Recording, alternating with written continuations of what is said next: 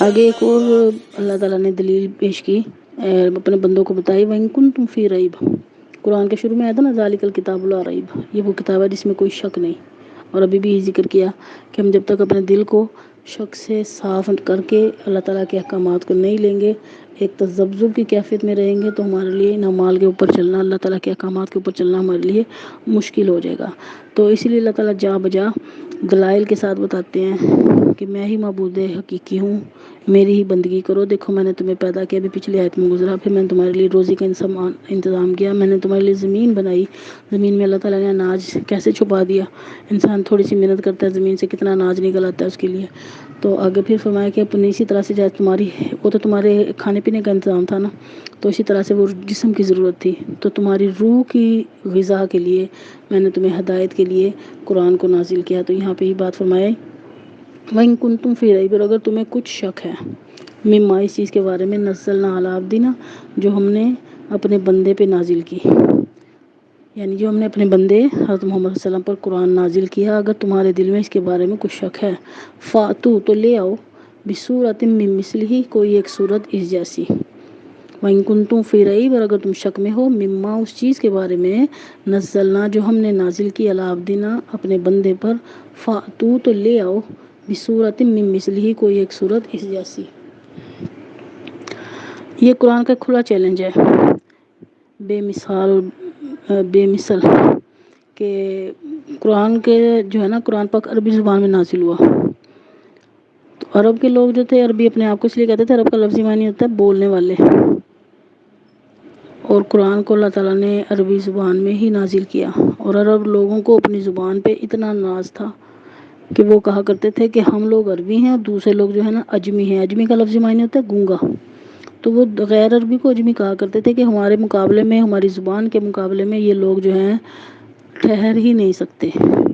اور اللہ تعالیٰ کا ایک طریقہ کار ہے کہ اللہ تعالیٰ نے اپنے نبی کی، ہر نبی کی شان کے لیے اس وقت کے موافق اس کو معجزات عطا فرمائے۔ جیسے موسیٰ علیہ السلام کے زمانے میں زور تھا جادو کا، جادوگر نئی نئی چیزیں بنا کے لوگوں کو اپنی طرف راغب کر رہے تھے، تو اللہ تعالیٰ نے موسیٰ علیہ السلام کو عصا کا معجزہ نصیب فرمایا کہ جو اتنا بڑا اژدہا بن جایا کرتا تھا، مشہور بات ہے۔ اسی طرح سے عیسیٰ علیہ السلام کے زمانے میں طب جو ہے نا، علم طب نے بہت ترقی کی ہوئی تھی، تو ایسی نئی نئی ادویات بن رہی تھی جن سے لوگ جو ہے شفا یاب ہو رہے تھے، تو اللہ تعالیٰ نے عیسیٰ علیہ السلام کو مسیح بنا کے بھیجا، اور عیسیٰ علیہ السلام کی برتری ایسے ثابت کی کہ وہ کچھ بیماریاں ایسی ہوتی ہیں جو آج تک کے ترقی یافتہ ڈاکٹر بھی اس بات کو کہتے ہیں کہ اگر کوئی پیدائشی اندھا ہے تو اس کی بینائی ٹھیک نہیں ہو سکتی۔ اور عیسیٰ علیہ السلام نے اس زمانے میں نبی صلی اللہ علیہ وسلم سے بھی 600 سال پہلے اللہ تعالیٰ نے عیسیٰ علیہ السلام کو ایک معجزہ عطا فرمایا تھا کہ آپ کے پاس اگر کوئی پیدائشی اندھا بھی آتا تو آپ اس کو اللہ کے حکم سے ٹھیک کر دیتے تھے۔ حتیٰ کہ مرنے والے کے بارے میں بھی کہتے ہیں جو مر گیا نا وہ دوبارہ زندہ نہیں ہو سکتا، لیکن عیسیٰ علیہ السلام کو اللہ تعالیٰ نے اس زمانے میں یہ معجزہ عطا فرمایا تھا کہ آپ اللہ کے حکم سے مردے کو کہا کرتے تھے کم باذن اللہ، تو مردہ اٹھ کے کھڑا ہو جایا کرتا تھا۔ یعنی اللہ تعالیٰ نے ہر زمانے میں اپنے انبیاء کو جو ہے نا ایک مرتبہ ایسا اونچی شان عطا فرمائی جو انہیں باقی لوگوں سے ممتاز کرتی تھی۔ تو بالکل اسی طریقے سے جو مکہ کے کافر جو تھے، عرب کے لوگ جو تھے، اپنے آپ کو، جن کو اپنی زبان نے داننے پہ بڑا ہی ناز تھا، تو اللہ تعالیٰ نے ان کے لیے چیلنج، ایک معجزہ جو آج تک قیامت تک رہے گا، قرآن عطا فرمایا۔ اور قرآن کے بارے میں اللہ تعالیٰ نے چیلنج کیا ہے کہ اگر تمہیں اس کلام کے، رب کا کلام ہونے میں کچھ شک ہے تو تم اس کے جیسی کوئی ایک صورت لے آؤ۔ ایک کلام رب کا اور ایک کلام بندے کا کبھی بھی برابر ہو ہی نہیں سکتا۔ اللہ تعالیٰ نے اس صلاحیت ہی نہیں رکھی اپنی مخلوق کے اندر کو اس جیسا کلام بنا سکے۔ جب ہم کہتے ہیں نا کلام اللہ، تو اللہ کا کلام جو ہے اللہ کی مخلوق نہیں ہے۔ یہاں یہ بات بھی یاد رکھنی کہ اللہ کا کلام اللہ کی مخلوق نہیں ہے۔ اللہ تعالیٰ نے جیسے چیزیں اور تخلیق کی ہے نا، اللہ کا کلام وہ چیز ہے کہ جو اللہ تعالیٰ کی ذات سے نکلی، تو اللہ تعالیٰ نے اس کو ایسی برتری عطا فرمائی اور کھلا چیلنج ہے۔ یہاں پہ تو کہا جا رہا ہے نا کہ کوئی ایک صورت لے آؤ، کسی جگہ کہا گیا کہ ایک آیت لے آؤ، 10 آیتیں لے آؤ، لیکن آج تک کوئی بھی اس کا مقابلہ نہیں کر سکا اس بات کا۔ تو اسی چیز کو یہاں پہ چیلنج کیا جا رہا ہے کہ اگر تمہیں قرآن کے کلام میں رب ہونے میں کوئی شک ہے تو ایسا کرو کہ تم بھی کوئی ایک صورت اس جیسی بنا لاؤ، ودو شہداکم، اور بلا لو اپنے مددگاروں کو، اپنے گواہوں کو، اپنے حمایتیوں کو بلا لو، سب اکٹھے ہو جاؤ، اور سب اکٹھے ہو کے کوئی ایک چھوٹی سی صورت ہی بنا لو، من دون اللہ، اللہ کو چھوڑ کر، یعنی کہ اللہ کے سوا اور جو تمہارے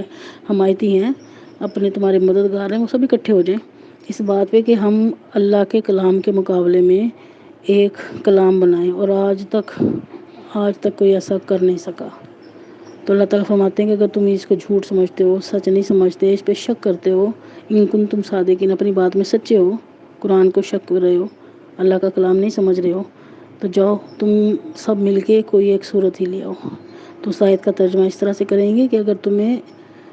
تم شک میں ہو اس چیز کے بارے میں جو ہم نے اپنے بندے پہ اتاری، تو جاؤ ایک صورت لے آؤ جیسی، اور اپنے گواہوں کو بلا لو اللہ کو چھوڑ کے اگر تم سچے ہو۔ اور ساتھ ہی پھر اگلی آیت بتا رہی ہے، اس بات کی نفی بھی کرے کہ تمہارے اندر اتنا مادہ ہے ہی نہیں، فَإِن لَمْ تَفْعَلُوا، پس اگر تم نہ کر سکو، وَلَن تَفْعَلُوا، اور ہرگز کر ہی نہیں سکو گے، کیونکہ ہم نے تمہارے اندر اتنی، وہ کلام اللہ کا ہے اور تم اللہ کے بندے ہو، اللہ کی مخلوق ہو، تمہارے اندر اتنی صلاحیت ہی نہیں ہے، تو اگر تم ایسا نہیں کر سکے تو پھر کیا ہے، فَاتَّقُوا النَّارَ الَّتِي، تو پھر تم ڈرو اس آگ سے، الَّتِي وَقُودُهَا النَّاسُ، کہ وہ آگ، اس آگ سے بچو، الَّتِي، وہ جو، وقود کے ایندھن، اس کا، ضمیر مؤنث ہے، جنت کی طرف، جہنم کی اس کی طرف اشارہ کرتی ہے، فَاتَّقُوا النَّارَ الَّتِي وَقُودُهَا النَّاسُ، تو بچو اس آگ سے، وہ جو کہ ایندھن ہے اس کا، الناس، لوگ، والحجارہ، اور پتھر، وہ عدت للکافرین، وہ تیار کی گئی ہے کافروں کے لیے، کہ اگر تم اللہ کے کلام کے مقابلے میں کوئی ایک صورت نہیں لا سکتے، اس چیلنج کو پورا نہیں کر سکتے، تو پھر ٹھیک ہے، تمہارا انجام جو ہے پھر آگ ہے، تو اس آگ سے بچنے کی کوشش کر لو۔ اور پھر بتا دیا کہ وہ آگ جلتی کس چیز سے ہے، اس آگ کا ایندھن جو ہے لوگ ہیں اور پتھر ہیں۔ اب یہاں یہ بات تو سمجھ آتی ہے کہ انسان تو جل سکتا ہے، یہ پتھر جو ہیں، پتھر تو نہیں جلتے، تو اللہ تعالیٰ نے یہاں پتھروں کا کیوں ذکر کیا؟ تو پتھروں کا ذکر اس لیے بھی کیا کہ ان لوگوں نے جو معبود بنائے ہوئے تھے نا، وہ پتھروں کے معبود تھے، اور جب وہ جہنم میں جلیں گے تو ان کے معبودوں کو بھی اس میں جلایا جائے گا جو پتھروں کے بنے ہوئے ہوں گے۔ تو یہ چیز ایک شخص کے لیے، انسان کے لیے بڑی تکلیف دہ ہو سکتی ہے کہ جس کی خاطر ساری زندگی گزار دی، اس کی بندگی کرتے رہے، آج یہ ہمیں سزا سے تو کیا بچاتے، ہمارے ساتھ آگ میں جل رہے ہیں۔ تو اسی لیے بتا دیا کہ تو پھر اگر تمہیں اس چیز پہ یقین ہو جاتا ہے کہ اللہ کا کلام ہے، کیونکہ تم اس کی مثال لا ہی نہیں سکتے، تو پھر اس آگ سے بچنے کی کوشش کر لو کہ جس آگ کو اللہ تعالیٰ نے جلانا ہے، انسانوں کے ذریعے اور پتھروں کے ذریعے، کن کے لیے تیار کی گئی ہے، عدت للکافرین، وہ آگ جو ہے کافروں کے لیے تیار کی گئی ہے۔ اللہم لا تجعلنا منہم، جہاں کہیں ایسے آگ کا ذکر ہو تو اللہ کے نبی صلی اللہ علیہ وسلم نے فرمایا، ہمیں اس طرح سے دعا کرنی چاہیے کہ اللہم لا تجعلنا منہم، کہ اللہ تعالیٰ ہمیں ان میں سے مت بنائیے،